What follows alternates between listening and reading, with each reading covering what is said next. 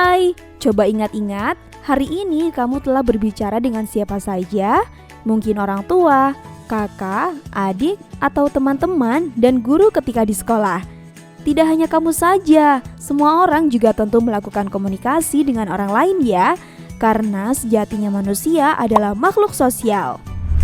Sebagai makhluk sosial, pasti kita selalu membutuhkan bantuan orang lain dong. Pasti kamu juga sering melakukannya kan? Seperti berdiskusi, berbincang, atau sekedar curhat dengan teman dekat. Nah, semua yang telah kamu lakukan itu bentuk dari interaksi sosial. Untuk mengetahui apakah interaksi yang terjadi itu interaksi sosial atau bukan, kamu perlu juga mengenal berbagai ciri dan syarat terjadinya interaksi sosial di kehidupan. Coba bayangkan, jika kamu terjebak dalam sebuah tempat yang sepi, apakah kamu bisa berinteraksi? Tentu saja tidak ya. Jika seseorang sendiri tidak bisa melakukan interaksi, karena interaksi di sini membutuhkan lebih dari satu orang. Komunikasi yang digunakan bisa berupa bahasa lisan atau juga bahasa isyarat. Oh iya, apakah kamu tanpa disadari setiap hari mulai pagi, siang, malam, sampai pagi lagi, kita selalu berinteraksi sosial ya? Ini namanya dimensi waktu. Dalam rangka ulang tahun sekolah, mereka sedang melakukan rapat untuk menentukan tanggal kegiatan bakti sosial. Artinya, mereka memiliki tujuan yang ingin dicapai sebagai bagian dari ciri interaksi sosial. Waktu pandemi, semua pembelajaran dilakukan secara daring melalui Zoom atau Google Meet. Nah, tanpa kita sadari, kita telah melakukan interaksi sosial loh. Artinya, perangkat yang kita gunakan itu adalah laptop atau handphone sebagai kontak sosial untuk berinteraksi sosial. Saat guru menyampaikan materi di kelas, siswa harus bisa mendengarkan dengan seksama.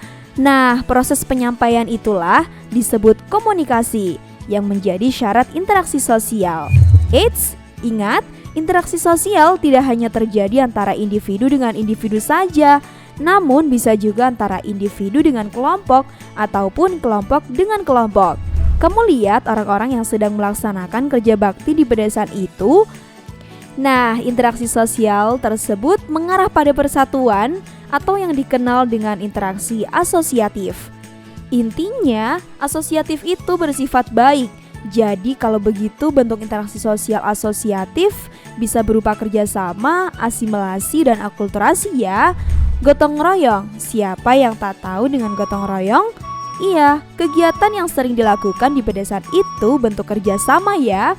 Kalau akulturasi dicontohkan dalam perwujudan masjid yang satu ini nih.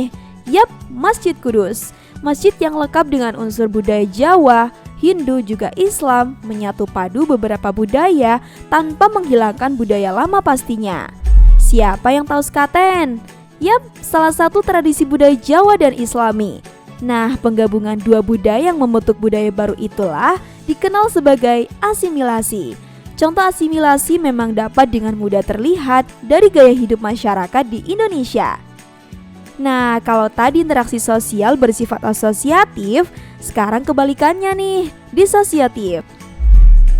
Hayo, siapa nih yang pernah rebutan remote TV sama kakak atau adiknya di rumah?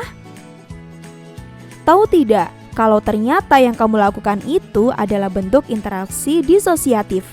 Kira-kira apa saja ya bentuk interaksi disosiatif ini? Bersaing mencari keuntungan melalui bidang-bidang kehidupan tanpa menggunakan ancaman kekerasan atau yang dikenal dengan persaingan. Pasti sudah pada tahu kan? Coba, mana yang di sini suka menjadi supporter Piala Dunia sepak bola? Nah, itu bentuk persaingan yang sehat ya. Konflik juga sepertinya sudah sering terlintas di telinga kamu ya. Konflik ini terjadi akibat adanya perbedaan antar individu, perbedaan kebudayaan, atau perbedaan kepentingan. Yang terakhir nih, kontravensi atau suatu perasaan tidak suka yang disembunyikan. Contohnya misalnya orang yang sedang menghasut atau menyebarkan berita yang tidak benar atau hoax. Kontravensi itu singkatnya adalah sebagai bentuk interaksi sosial disosiatif yang ditunjukkan dengan sikap penolakan, ketidakpuasan, ketidakpercayaan, dan penyangkalan dalam masyarakat. Nah, gimana? Sudah mengerti kan apa itu interaksi sosial dan bentuk-bentuknya? Terima kasih banyak, sampai jumpa di video selanjutnya.